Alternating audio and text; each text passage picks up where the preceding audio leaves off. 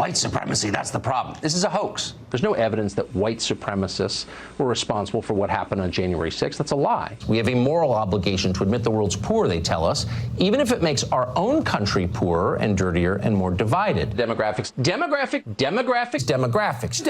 Remember the Great Replacement theory? Was it a conspiracy theory? It sounds more like a statistical fact. Ilhan Omar is living proof that the way we practice immigration has become dangerous to this country. Congresswoman Ilhan Omar, herself a symbol of America's failed immigration system. Can a single human being actually be as loathsome as Ilhan Omar is? It's hard to believe. And that was Tucker Carlson on a good day. These are just a few of the insane comments Carlson made during his time at Fox News. But on Tuesday afternoon, more previously secret court filings emerged from Fox's defamation case, and they show an even more sadistic Tucker Carlson than many people imagined. Here's Tucker. A couple of weeks ago, I was watching a video of people fighting on the street in Washington.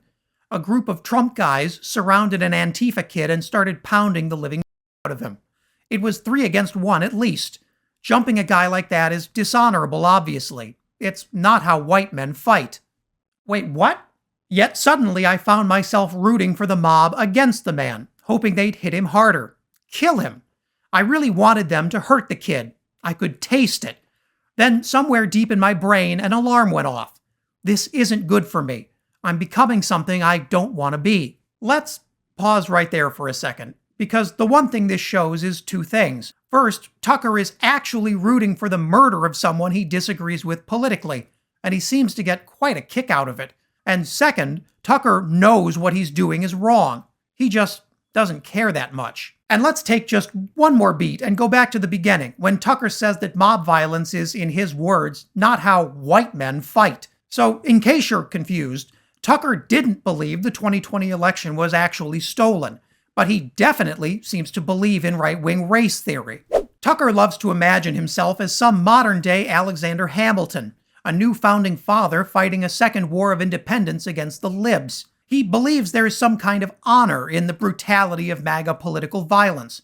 But seeing it up close, even Tucker seems to briefly realize the dark reality he's enabled is nothing like his Hollywood fantasies. Tucker continues, "I shouldn't gloat over his suffering. I should be bothered by it.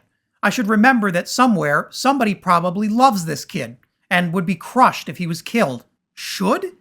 Tucker, healthy people don't need to constantly remind themselves to not take joy in mob violence. There is something deeply troubling in these texts. For Tucker Carlson, MAGA violence has just become another thing to watch on YouTube while brushing his teeth. And not only is he not concerned by the violence, he's excited by it, and he wants to see more.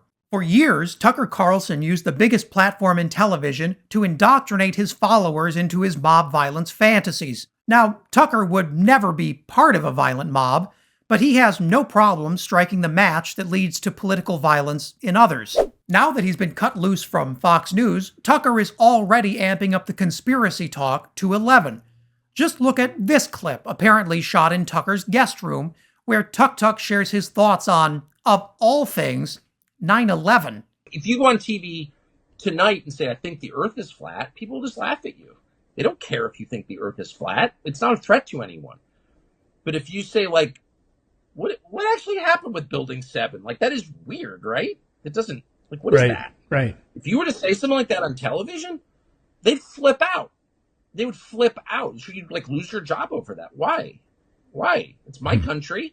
Right. This is an attack on my country. Can I ask you, like, I don't really understand. Do buildings actually collapse? No, maybe they do. I don't know. The truth is, everyone at a leadership role at Fox knew this was who Tucker Carlson always was, and they were just fine keeping him on the payroll until all of their dirty laundry came out in court.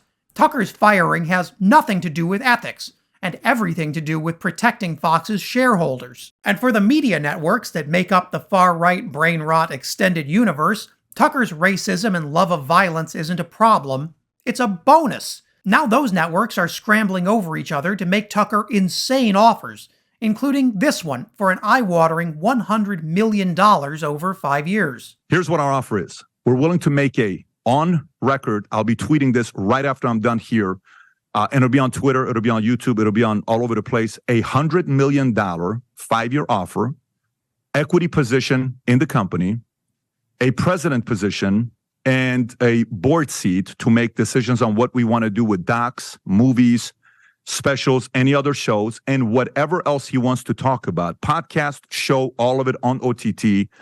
But that is an offer we're making to Tucker. Tucker knows how to get a hold of me. Yeah, OTT founder Patrick Bet-David is offering Tucker his own media empire and unchecked power to pump out as much propaganda as his twisted little heart desires. But OTT isn't alone.